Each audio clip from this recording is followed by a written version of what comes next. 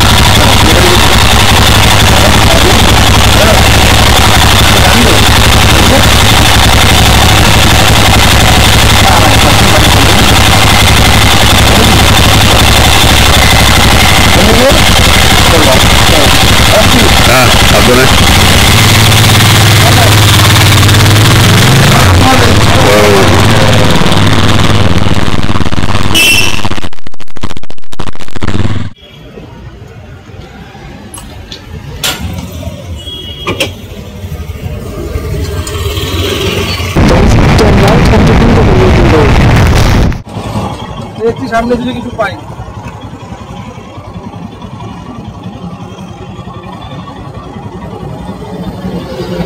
ডানকুনি পার হতেই গাড়ির হর্নের একটু সমস্যা দেখা দিল।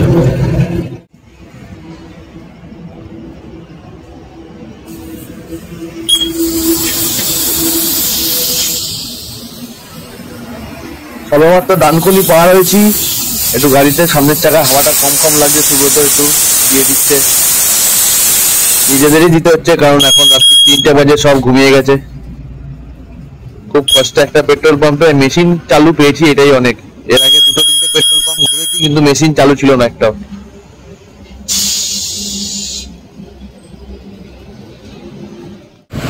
আদি ল্যাংচা ভবনে দাঁড়িয়েছি শক্তিগড়ের, একটু মাখা সন্দেশ খাচ্ছি, আর একটা কিছু নিয়েছে সুব্রত, জানি না ওটা কেকের টাইপের, কি মিষ্টি আপনারা জানলে বলে দেবেন। আর একটা জিনিস যেটা দেখানোর আছে, সেটা হচ্ছে এত কুয়াশাতে কিছু দেখা যাচ্ছে না রাস্তায়, আর হেলমেটের অবস্থাগুলো এরকম হয়ে গেছে, ভিজে গেছে হেলমেট সামনের দিক থেকে।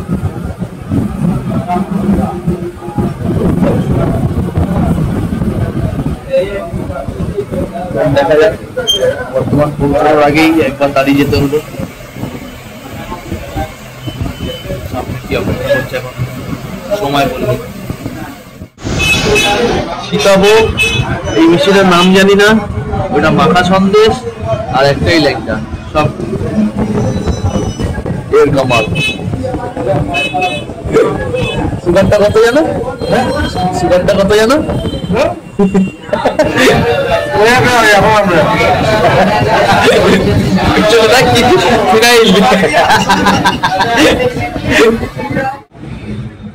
আদি ল্যাংচা ভবনে খাওয়ার পরে এবার বেরোনোর পালা।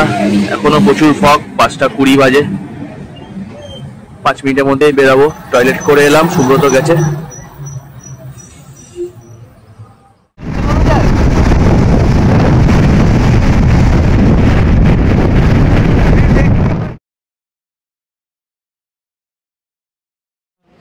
কালকে ভোর 4:30-5টা নাগাদ আমরা দাঁড়িয়ে গেছিলাম পানাগড়ের রয় হোটেলে, আর বহুত কুয়াশা ছিল, আর বাইকের হর্নটা ঠিকঠাক কাজ করছিল না, আর চোখও বারবার লেগে যাচ্ছিল দুজনেরই। তো 800 টাকা দিয়ে থেকে গেলাম 12 ঘন্টা, এখন 12টা বাজতে যায়। বাইক ফাইক সব সেট আপ করে একটু কিছু খেয়ে দিয়ে এখান থেকে বেরিয়ে যাবো, আর টানা যাবে, কোথাও আর দাঁড়ানো নেই। কি ছিল তো ল্যাংচা, পুরি সবজি, চা, এই খেয়ে এবার আমরা বেরাচ্ছি এখান থেকে, পানাগড় থেকে। কেমন এটা? চাটা তো একদম অখাদ্য। রুমটা বেশ ঠিকঠাক ভালোই ছিল। বহু টায়ার্ড ছিলাম আর সকালে তাড়াহুড়ো ছিল বলে দেখাতে পারিনি। 800 টাকা 12 ঘন্টা দুজন ঠিকই আছে। ফার্স্ট ফ্লোরে দুদিকে জানলা ছিল, বেশ সুন্দর। গাড়ি স্টার্টে রাখা হয়ে গেছে, আমাদের সব রেডি। এই ছিল আমাদের রাতের হোটেল, রাজ হোটেল। আর এই হাই রোড ডাকছে আমাদের। এখান থেকে ট্রেনে একদম চালানোর প্ল্যান আছে, কোথাও দাঁড়ানোর প্ল্যান নেই। তো আমরা সাসারামে দাঁড়িয়ে গেলাম আজকে। ইচ্ছা চাইলে যেতে পারতাম, কিন্তু আর ইচ্ছা করছে না। কি কিছুটা ঘুমিয়ে 227 কিলোমিটার আছে কালকে এখান থেকে প্রয়াগরাজ এমনি চলে যাব। বেলায় বেরালেও 3-4 ঘন্টার মধ্যেই চলে যাব, যা অবস্থা। যদি না রাস্তা कल प्रयागराज जाने का रास्ता बंद रहेगा क्या? আর যেই হোটেলটায় আমরা আছি ওটার নামটা আমি খেয়াল করিনি, আমি যাওয়ার সময় আবার দেখিয়ে দেবো। আর যে হোটেলটায় আছি তার থেকে 1 কিলোমিটার আগে খেতে এসেছি। ওইটা একটা নতুন হোটেল ছিল, নতুন হোটেল হচ্ছে, তো সেই জন্য ওদের কিচেনটা এখনো রেডি হয়নি। কিচেনটা রেডি না হওয়াতে আমরা আবার গাড়ি চালিয়ে আর একটা ধাবার মতো জায়গায় খেতে এসেছি। কি বললো রকটা এন্ড করবি না? বলবো বল। বলছে যে রাতে গেলে সব দিয়ে বেটার হতো। কেন? প্রয়াগরাজের দিকে কেন?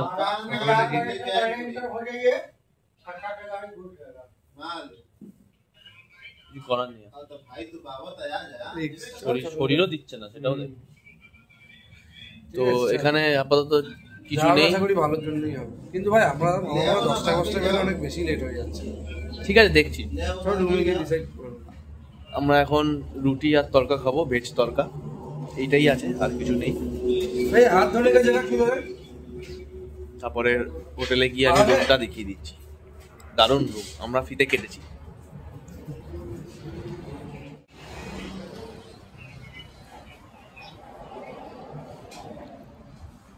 এখানে আজকে রাতে আমরা খাচ্ছি সমৃদ্ধি লাইভ হোটেল, নাম লাইভ খানা হয়। এখানে অর্ডার দেবে, তারপরে খাবার ওরা রেডি করবে, গরম গরম খেতে দেবে। খাবারের টেস্ট কেমন হবে সেটা খেয়ে বলতে পারবো। দোকানদারটা তো বলছে দারুণ হবে, খেয়ে দেখো, দেখা যাক। এই আজকে রাতের অমৃত খাবার, তরকার ডাল, রুটি, আলু ভুজিয়া আর স্যালাড। কথা যত কম বলে খাবি তত বেটার। খেয়ে বল কেমন, রিভিউটা দে তাড়াতাড়ি। ভালো? ডিম তরকা না পেয়ে আফসোস নেই তো? ঠিক আছে, আমিও তাহলে খেয়ে দেখি এবার তাড়াতাড়ি, গরম গরম। খুবই সুস্বাদু একটা ভেজ খাবার খেলাম, পাঁচমিশালি ডালের তরকা, সমৃদ্ধি লাইভ হোটেলে। দাদাটাও খুব ভালো হেল্প করলো, অনেক কিছু ইনফরমেশন দিয়ে। কি সুব্রত, এবার যাবো হোটেলে। হোটেলটা বাইরে থেকে একবার দেখাবো, একটু রুমটা দেখাবো, দেন ফ্রেশ হয়ে ঘুমাতে যাবো। চলুন তাহলে হোটেলে দেখা হচ্ছে। হোটেল রাজ ইন্টারন্যাশনাল এখনো হচ্ছেই, কাজ চলছে। সকালে বাইরেটা দেখাবো।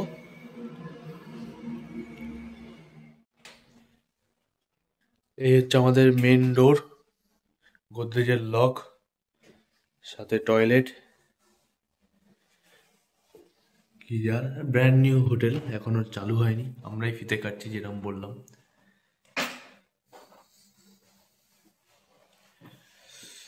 আর এই রুম, এসির লাইন এখনো দেয়নি। এত মোটা একটা বেড আর একটা কভার। চেয়ারটা খুব সুন্দর, চেয়ারটায় বসবো আমি পরে। সব ছড়া, চেয়ার থেকে সব ছড়া। আর এই হোটেলটা আমরা পেয়েছি কাল সকাল 10টা অবধি, জাস্ট 1300 টাকা। রাজ ইন্টারন্যাশনাল, একদম সাসারামের হাই রোডের পাশেই। দ্বিতীয় দিন সকালবেলা ফ্রেশ হয়ে বেরোতে বেরোতে 10টা বেজে গেল।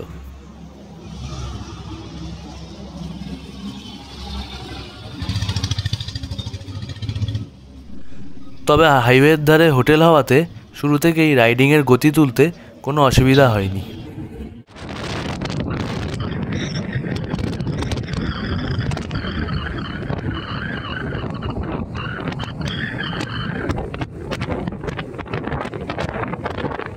10:30টায় সাসারামের হোটেলটা থেকে বেরোলাম, 12:30টায় বারাণসী ক্রস করে এসে দাঁড়িয়েছি।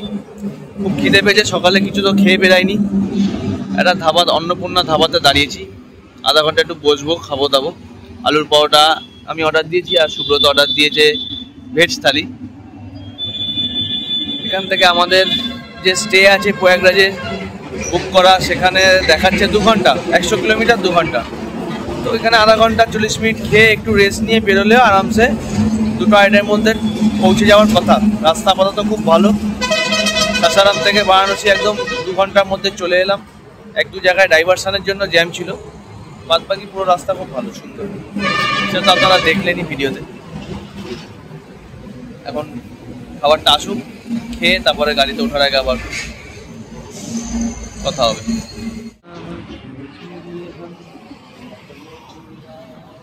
ভাত খাওয়া হলো, আলুর পরোটা হলো, ক্যাম্পার এনার্জি ড্রিঙ্ক হলো। এবার সোজা প্রয়াগরাজ, আর কোথাও দাঁড়ানোর নেই। ভাত ও আলুর পরোটা দিয়ে লাঞ্চ সারার পর আমরা দুপুর 3টের মধ্যে প্রয়াগরাজ পৌঁছে গেলাম। আজ এতটাই গল্প থাক, পরের ভিডিওতে আমরা দেখব প্রয়াগরাজের অলিগলি, কুম্ভমেলা প্রাঙ্গণ ও শাহী স্নান। এছাড়াও প্রয়াগরাজে আমরা কোথায় ছিলাম আর প্রয়াগরাজ দিয়ে আমরা কিভাবে অযোধ্যা পৌঁছালাম, এগুলো। টাটা।